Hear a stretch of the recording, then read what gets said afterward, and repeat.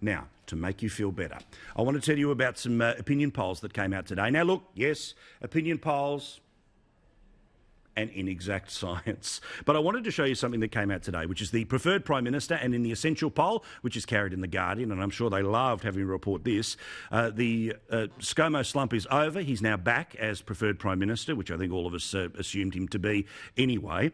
The interesting numbers there, though, don't know that still 25% of people don't know. Now, interestingly, and it should be pointed out that since the last election, Albo has been able to move many of those who were undecided into his column. The Prime Minister is now only 3 points away from where he was going into the last election. So, good news if you want to look at it that way. But I want to bell a cat here, because there is a fundamental problem that modern Labor leaders seem to have, and it looks like Albo has exactly the same problem that Bill Shorten has, which is he's not carrying enough of his own people in terms of enthusiasm. Now, what I like most about the essential poll, and even though its pollster has defamed me many times on Twitter and can't stand my guts, I do think from time to time it is good to see breakdowns like this, because according to Liberal voters, 78% say that Morrison is the preferred Prime Minister. Albo at 11%, and their don't know number is down at 12%. Team Blue fairly united around their guy. What about Team Red? Well, 66% say that Albo is the preferred Prime Minister, 13% for Morrison, but 21% of Labor voters don't know who the preferred Prime Minister is. I want you to think about that. In Australia, we essentially do run presidential campaigns. And after the fact that the bubble has gone as hard as it possibly can, trying to go after Scott Morrison, Team Red would feel invigorated that after the smarts of last year, that they were not just back in the game, but they were leading the game, and they were going to do it differently this time around. How is it that more than 20% of their own voters don't know who the preferred Prime Minister is?